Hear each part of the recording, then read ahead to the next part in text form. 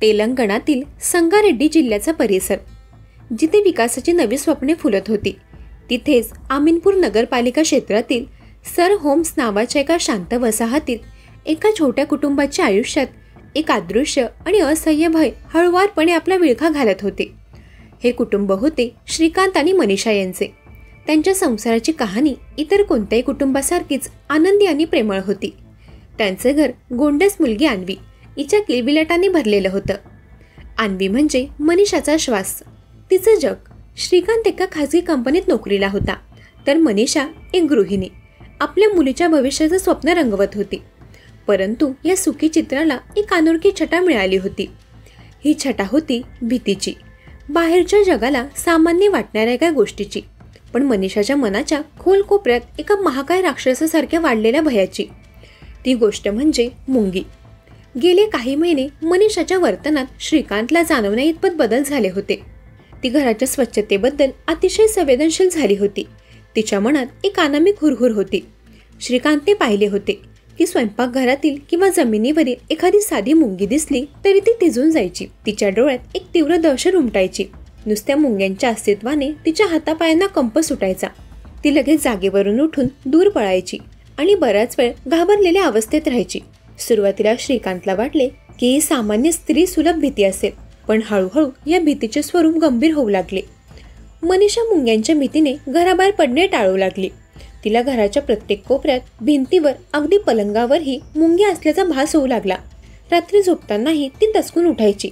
अंगावर काहीतरी सरपटल्याच्या कल्पनेने ती अक्षरशः थरथर कापायची. तिची ही अवस्था पाहून श्रीकांत आणि तिच्या घरच्यांनी तिला डॉक्टरांकडे नेले.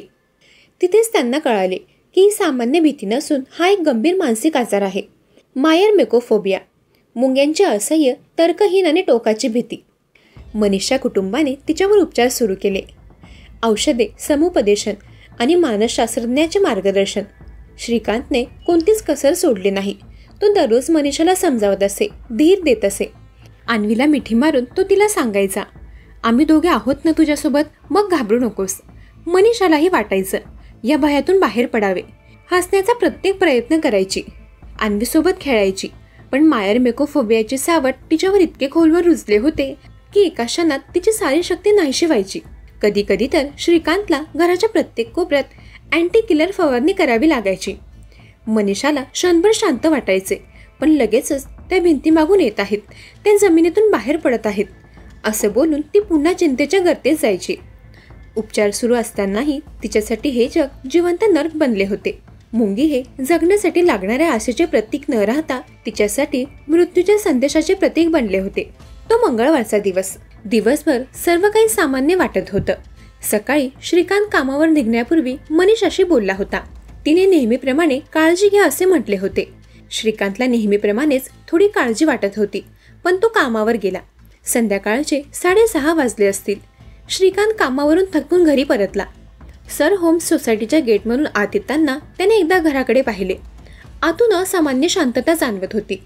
अन्वी कुठे असेल असा विचार करत त्याने दरवाजा उघडला. हॉलमध्ये प्रवेश केला, पण अन्वीचा नेहमीचा किलबिलाट नव्हता. मनीषा, अन्वी अशी त्याने हाक मारली, पण समोरून काहीही प्रत्युत्तर मिळालं नाही. त्याने स्वयंपाकघरात डोकावले, तर तिथेही कोणी नव्हतं. मग तो बेडरूमच्या दिशेने गेला. बेडरूमचा दरवाजा आतून बंद होता. मनीषा, दरवाजा उघड, त्याने आवाज दिला. अन्वीचा आवाजही येत नव्हता. श्रीकांतच्या मनात एक अनामिक धडकी भरली. मनीषाला एकटीला कधीही दरवाजा बंद करण्याची सवय नव्हती. त्याने दरवाजा आणखी जोरजोरात ठोठावला. मनीषा, काय झाले? दरवाजा का लावलास? आतून कसलाच प्रतिसाद नव्हता, नुसती स्तब्ध शांतता. श्रीकांतच्या हृदयाची धडधड वाढली. त्याला मायरमेकोफोबियाची आठवण झाली. कदाचित तिला खूप त्रास होत असेल. तो ओरडला, मी दरवाजा तोडतोय. त्याने शेजाऱ्यांची मदत घेतली. 2-3 शेजारी धावून आले. श्रीकांत आणि शेजाऱ्यांनी मिळून बेडरूमचा दरवाजा तोडला.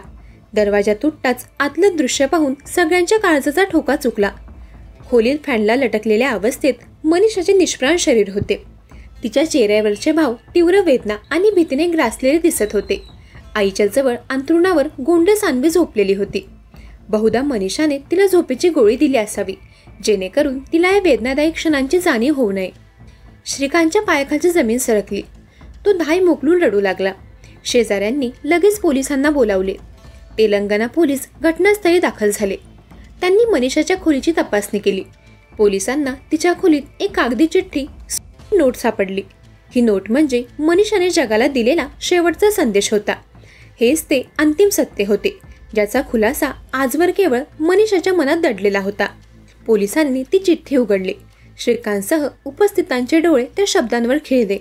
त्या चिठ्ठीने तिचे जीवन संपवण्यामागील गहन आणि दुःखद कारण स्पष्ट केले. श्री, मला माफ कर. मी या मुंग्यांसोबत राहू शकत नाही. अन्वीची काळजी घ्या. मनीषाच्या जाण्याचे रहस्य तिच्या मनात दडलेल्या अत्यंत टोकाच्या मायरमेकोफोबियाचे होते, ज्याने तिला जगायला भाग पाडणाऱ्या प्रत्येक गोष्टीपेक्षा अधिक शक्तिशाली ठरवले.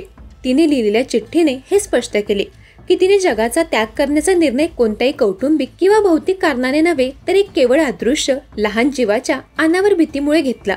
ज्या समाजात मानसिक आरोग्याच्या समस्येकडे दुर्लक्ष केले जाते, तिथे मनीषाची ही कहाणी एक भयंकर सत्य मांडते. तिचे कुटुंब उद्ध्वस्त झाले होते. एक 25 वर्षांची आई केवळ एका फोबियामुळे आपल्या पतीला आणि लहान मुलीला मागे सोडून गेली. अन्वी, जिच्यासाठी आई हा शब्द फक्त एक प्रेमळ आठवण बनून राहिला.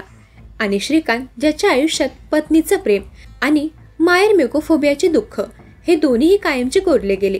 तेलंगणा पोलिसांनी या प्रकरणाचा तपास सुरू केला आहे, पण मनीषाच्या जीवन संपवण्याच्या कारणामुळे हा तपास फक्त एक औपचारिक प्रक्रिया बनून राहिला आहे. मनीषाची कहाणी संगारेड्डी जिल्ह्यातून संपूर्ण देशासाठी एक दुःखद शिकवण देऊन गेली आहे. मानसिक आरोग्य, मग ते किती असामान्य वाटू दे, ते जीव घेणे ठरू शकते आणि त्याकडे गांभीर्याने लक्ष देणे किती आवश्यक आहे. मायरमेकोफोबिया नेमका कशामुळे होतो हे एकाच कारणामुळे सांगता येत नाही, पण काही प्रमुख संभाव्य कारणे आहेत. दुःखद अनुभव, लहानपणी मुंग्यांनी चावल्याचा किंवा मुंग्यांच्या मोठ्या थव्यामुळे घाबरल्याचा एखादा अत्यंत नकारात्मक अनुभव. कुटुंबातील इतर व्यक्तींना चिंता किंवा फोबियाचा त्रास असल्यास हा फोबिया होण्याची शक्यता वाढते. कुटुंबातील एखाद्या सदस्याला मुंग्यांची खूप भीती वाटत असल्यास ते पाहून मुलांमध्येही ती भीती विकसित होऊ शकते. मुंग्या धोकादायक, विषारी किंवा सर्वनाश घडवून आणणारे आहेत, अशा प्रकारचे अवास्तव आणि अतिरंजित विचार मनात रुजणे. मनीषाच्या केसमध्ये जसे घडले तसे गंभीर फोबिया व्यक्तीचे आयुष्य पूर्णपणे उद्ध्वस्त करू शकतात. सुदैवाने विशिष्ट फोबियावर प्रभावी उपचार उपलब्ध आहेत. थेरपीमध्ये रुग्णांच्या भीतीबद्दलच्या नकारात्मक विचारांना ओळखले जाते आणि ते तर्कशुद्ध विचारांनी बदलले जाते. रुग्णाला भीतीचा सामना करण्यासाठी नवीन कौशल्य शिकवली जातात. मनीषाच्या दुर्दैवी घटनेतून हे स्पष्ट होते की मानसिक आरोग्याच्या समस्यांना केवळ मनाची भीती म्हणून दुर्लक्ष न करता त्यावर त्वरित आणि योग्य उपचार घेणे किती आवश्यक आहे. दरम्यान या घटनेवर तुमचं काय मत आहे ते कमेंट करून नक्की सांगा.